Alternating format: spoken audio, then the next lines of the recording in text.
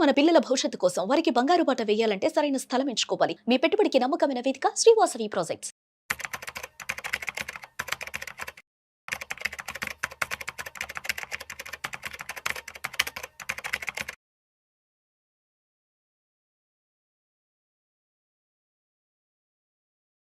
Suman TV ప్రేక్షకులకు నమస్కారం.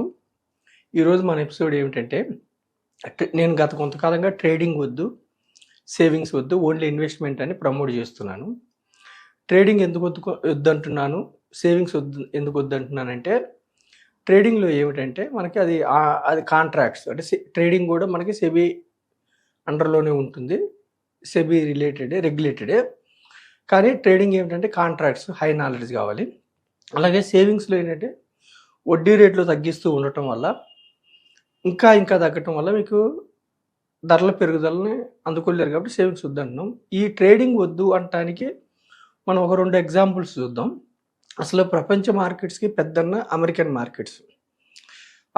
మార్కెట్స్లో biggest correction, stock market correction ఎప్పుడు వచ్చిందంటే 1929లో 75% కరెక్షన్ వచ్చేసింది. అంటే 75% స్టాక్ మార్కెట్ కుప్పకూలింది.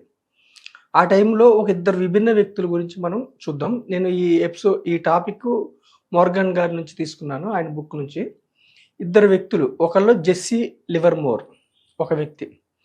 ఆయన ఫేమస్ ట్రేడర్, మీరు గూగుల్లో కొట్టితే కూడా వస్తుంది, స్టాక్ మార్కెట్ ట్రేడర్ అనమాట, ఫేమస్. ఆ రోజులోనే ఆయన 100 మిలియన్ సంపద ఉన్న వ్యక్తి. ఆయన 1929లో స్టాక్ మార్కెట్లో ఫేమస్ ట్రేడరు.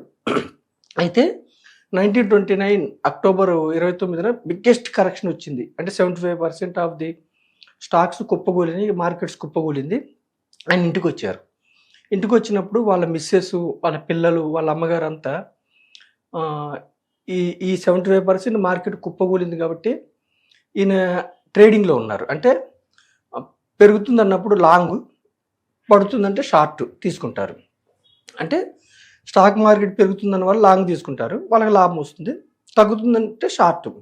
ఈయన ట్రేడింగ్లో ఉన్నారు కాబట్టి 70% కుప్పకూలింది కాబట్టి డబ్బంతా పోయింది అన్నట్టుగా వాళ్ళ భార్య, పిల్లలు, వాళ్ళ అమ్మగారు అంతా ఆందోళనతో ఆయన వైపు చూస్తున్నారు.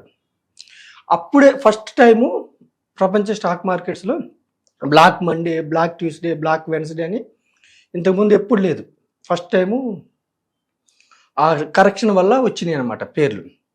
అయితే ఆయన తీసిన తర్వాత వాళ్ళ ఆందోళన గమనించి ఆయన నవ్వుతూ ఉంటే, ఏమైంది మన డబ్బులు పోలేదా మొత్తం అని వాళ్ళు అడిగితే, ఆయన నేను షార్ట్ తీసుకున్నాను, సో నేను ఐఎమ్ సేఫ్, పైగా richest person in American country, ఈ యొక్క స్టాక్ మార్కెట్ కరెక్షన్ వల్ల అయ్యాను అని ఆయన వెరీ హ్యాపీ. అంటే ఆయన ముందే కరెక్షన్ ఎక్స్పెక్ట్ చేశారు, షార్ట్ కొట్టారు. అమ్మేసినప్పుడు షార్ట్ కొట్టినప్పుడు ఏమైందంటే మిక్కిలి డబ్బు మల్టిప్లై అయ్యి ఆయనకి డబ్బు వచ్చింది. రెండో వ్యక్తి ఇతను సేఫ్ ఆ కరెక్షన్ వల్ల. రెండవ వ్యక్తి అబ్రహాం జర్మన్స్కి. ఇతను ఆ రోజుల్లోనే 1920sలోనే అమెరికన్లో బిగ్గెస్ట్ రియల్ ఎస్టేట్ ద్వారా మిక్కిలి ధనం సంపాదించిన వ్యక్తి. ఇతను కూడా స్టాక్ మార్కెట్లో బెట్టింగ్స్, అంటే ఇన్వెస్ట్మెంట్ కాకుండా వీళ్ళు ట్రేడింగ్ చేసేవాళ్ళు, బెట్టింగ్ పెట్టాడు. ఈయన జెస్సీ గారేమో షార్ట్ కొట్టారు కదా, ఈయనేమో అప్పుడు మార్కెట్స్ బుల్లో ఉన్నాయని ఈయన లాంగ్ తీసుకున్నారు.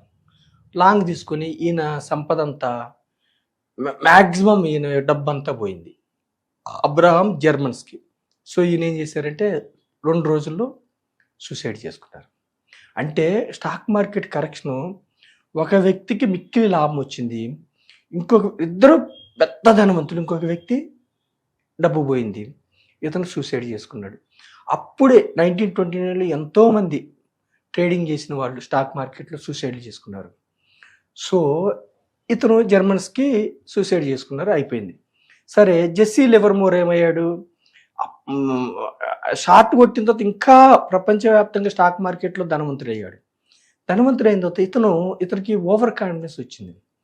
ఓవర్ కాన్ఫిడెన్స్, పెట్టిన ప్రతి ట్రేడ్ కొంత ఎక్కువ మొత్తం సక్సెస్ అవ్వటం వల్ల 4 years తర్వాత, అంటే 1929 నుంచి 1933 వచ్చేవరకు ఎప్పుడైతే ట్రేడర్స్కి వాళ్ళు పెడుతున్న ట్రేడ్ సక్సెస్ అవుతూ ఉంటాయో ఓవర్ కాన్ఫిడెన్స్ వస్తూ ఉంటుంది. ఈయన జెస్సీ లివర్మోర్ 1933లో మొత్తం డబ్బంతా సంపద పోయింది. అంటే ఇక్కడ నేను ప్రజలకి మన సుమన్ టీవీ ద్వారా నేను ప్రజలకు తెలియజెప్పేది ఏమిటంటే, ఏదో విధంగా కష్టపడి మనం డబ్బులు సంపాదించుకుంటాం.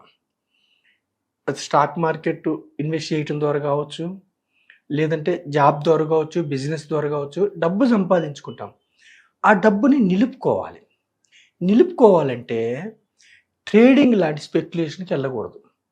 ట్రేడింగ్ లాంటి స్పెక్యులేషన్స్‌లో వచ్చిన డబ్బు సంపద అంతా ఆవిరైపోయే అవకాశం ఉంది. అందుకే డబ్బు సంపాదించుకోవటం కంటే కూడా డబ్బుని నిలుపుకోవటం, డబ్బుని సరైన మార్గంలో ఇన్వెస్ట్ చేయటం ఇంపార్టెంట్. నేను ప్రజలకి అప్పుడేమైంది, జెస్సీ లివర్మోర్ కూడా 1933లో ట్రేడింగ్ ద్వారా డబ్బులు పోగొట్టుకున్నారు. ఇప్పుడు కూడా ఈ రోజుల్లో కూడా మన సెబీ ఏం చెప్తుందంటే 100 మంది ట్రేడ్ చేస్తుంటే 92 మెంబర్స్కి డబ్బులు పోతున్నాయి రిటైల్ ఇన్వెస్టర్స్కి అని చెప్తున్నాను. సో నేనేమంటున్నానంటే, ట్రేడింగ్ చేస్తే ఒకసారి రావచ్చు, 2 సార్లు రావచ్చు, ఒక్కోసారి 10 సార్లు కూడా రావచ్చు. కానీ ఒక్కొక్కసారి మొత్తం డబ్బులు పోయే అవకాశం ఉంది. మీకు సక్సెస్ అవుతున్న కొద్దికి మీరు బెట్టింగ్స్ అంటే పెంచుతూ ఉంటారు. ట్రేడింగ్ వాల్యూమ్ అంటే ఎక్కువ డబ్బులు పెడుతూ ఉంటారు. అప్పుడు ఏమవుతుంది, లాస్ట్లో ఒకటే దెబ్బకి మొత్తం తుడుచుకొని పోయే అవకాశం ఉంది. సో స్టాక్ మార్కెట్ని ప్రిడిక్ట్ చేయటం ఎవ్వరి వల్ల కాదు. అంతిమంగా స్టాక్ మార్కెట్దే విజయం. కాబట్టి నేను ప్రజలకి ఏం చెప్తున్నానంటే, ట్రేడింగ్ వద్దు. ట్రేడింగ్లో స్పెక్యులేషన్లో మీరు ఊహిస్తారు పెరుగుతుందనో తగ్గుతుందనో కొన్ని మ్యాక్రో కారణాల వల్ల, ఇంకొకటి వల్ల. కానీ మీ యొక్క సంపద మొత్తం ఆవిరైపోయే అవకాశం ఉంది. కాబట్టి ట్రేడింగ్ వద్దు. వారెన్ బఫెట్ గారి సంపద ఇన్వెస్ట్మెంట్ ద్వారా సృష్టించుకున్నారు. జుంజునవాలు కూడా ఇన్వెస్ట్మెంట్ ద్వారా సృష్టించుకున్నారు. ఇన్వెస్ట్మెంట్ స్లో ప్రాసెస్, అంటే బోర్ కొడుతుంది. వెంటనే రాత్రి రోజులకి డబ్బులు రావు. కానీ ఇన్వెస్ట్మెంట్లో ఏమిటంటే, మీకు ట్రేడింగ్లో అయినట్లుగా మొత్తం సంపద ఒక్కరోజు 2 రోజులు పోయే అవకాశం లేదు. మళ్ళీ నేను పేద ప్రజలు, మధ్యతరగతి ప్రజలు, ఎస్పెషల్లీ మన ఎపిసోడ్ ద్వారా నష్టపోకుండా ఉండటానికి ఏమంటున్నానంటే, మన భారతదేశంలో 5-6 వేల స్టాక్ మార్కెట్ కంపెనీస్ లిస్ట్ అయి ఉంటే మొదటి 500 కంపెనీస్నే మనం మార్కెట్ అని చెప్తున్నాం. నేను మార్కెట్ పెరిగిందని ఎప్పుడు చెప్పినా కానీ నా ఉద్దేశం ఏంటంటే, సెన్సెక్స్ పెరిగిందని, నిఫ్టీ పెరిగిందని, నిఫ్టీ 200 కానీ, నిఫ్టీ 500 ఆర్ బిఎస్సి 500, అంటే టాప్ 500 కంపెనీస్ గురించి మనం మార్కెట్ అని చెప్తున్నాం. ఈ యొక్క టాప్ 500 కంపెనీస్ మార్కెట్ విలువ 460 లక్షల కోట్ల పైనే. అంటే మీరు ఒక 500 కంపెనీస్లో ఓనర్షిప్ తీసుకున్నారనుకోండి, స్టాక్ మార్కెట్ జీరో అయితేనే మీకు డబ్బులు పోతాయి. షార్ట్ పీరియడ్లో నష్టం వస్తుందంటే నష్టం వస్తుంది, 100, 90 అవుతుంది, 80 అవుతుంది, కానీ జీరో కాదు. అంటే ఇన్వెస్ట్మెంట్లో ఏమిటంటే డబ్బు జీరో కాదు. మనం ఏం చెప్తున్నామంటే, ఇన్వెస్ట్మెంట్లో కూడా ఏం చెప్తున్నామంటే, పెన్నీ స్టాక్స్ని అవాయిడ్ చేయమని చెప్తున్నాం. చిన్న స్టాక్స్లో మీకు లిక్విడిటీ ఉండదు. అంటే కృత్రిమంగా పెరుగుతున్నా కానీ, అంటే లిమిటెడ్ వాల్యూమ్ ట్రేడ్ అవుతాయి కాబట్టి కొంతమంది కొంటే పెరగవచ్చు. కానీ మీరు అమ్ముతా ఉన్నప్పుడు బయ్యర్ మీరు అమ్ముదా ఉన్నప్పుడు మీరు సెల్ చేస్తున్నప్పుడు బయ్యర్ ఉండకపోవచ్చు. కాబట్టి చిన్న స్టాక్స్కి దూరంగా ఉండండి. కామన్ మ్యాన్, మధ్యతరగతి ప్రజలు, ఎస్పెషల్లీ గ్రూప్ ఆఫ్ కంపెనీస్, అంటే 500 కంపెనీస్ కానీ, 200 కానీ, 100 కంపెనీస్ కానీ, లేదంటే వీటిని బెంచ్ మార్క్స్ తీసుకునే డైవర్సిఫైడ్ మ్యూచువల్ ఫండ్స్ కానీ, ఇండెక్స్ ఫండ్స్ కానీ, ఈటీఎఫ్లు కానీ బెంచ్ మార్క్ ఇవి ఉండాలి, అండర్లయింగ్ ఇవి ఉండాలన్నమాట. అంటే మీరు 100 రూపాయలు పెడితే కూడా 50 కంపెనీలో ఓనర్షిప్ రావాలి. అప్పుడు లాంగ్ టర్మ్లో ఏమైందంటే, మ్యాక్రో ఎకనామిక్స్ పరంగా మన యొక్క దేశం ముందుకెళ్తుంది కాబట్టి, జీడిపి వైజ్గా కానీ, ఎక్కువ మంది మనకి జనాభా ఎక్కువ ఉండటం వల్ల కావచ్చు, యూత్ పాపులేషన్ ఎక్కువ ఉండటం వల్ల కావచ్చు, ఎక్కువ రాబోయే రోజుల్లో వికసిత్ భారత్ 2047 వరకు మనం ఎకానమీలో ఫస్ట్ లార్జెస్ట్ ఎకానమీగా ముందుకెళ్ళిపోతున్నాం. కాబట్టి ఇన్వెస్ట్మెంట్ వైపు వచ్చి మీరు డబ్బులు సంపాదించుకోండి. ట్రేడింగు జెస్సీ లివర్మోర్ కానీ, జర్మన్ అబ్రహాం జర్మన్స్కీ కానీ, వీళ్ళిద్దరూ కూడా మిక్కిలి ధనవంతులు అమెరికాలో. కానీ ట్రేడింగ్లో డబ్బులు పోగొట్టుకుని సూసైడ్ చేసుకున్నారు. అట్లా మన భారతదేశంలో కూడా ట్రేడింగ్లో డబ్బులు పోగొట్టుకుని సూసైడ్ చేసుకునే వాళ్ళు చాలామంది ఉన్నారు. సో నా ఎపిసోడ్ ద్వారా ఏమి హెచ్చరిస్తున్నానంటే, ట్రేడింగ్ అనేది వెరీ హై రిస్కీ. హెడ్జింగ్ కోసం చేసుకోవచ్చు. అంటే స్టాక్స్ ఉండి వాటి నష్టాన్ని తగ్గించుకోవడానికి ఆపోజిట్ కాంట్రాక్ట్ తీసుకుంటే దాన్ని హెడ్జింగ్ అంటారు, అది ఓకే.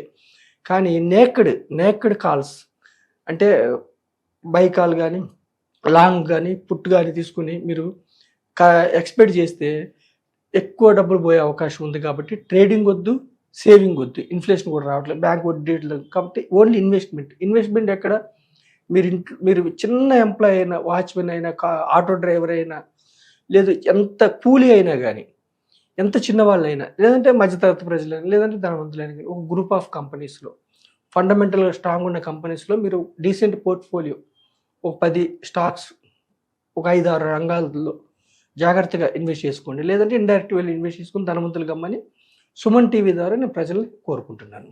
Thank you.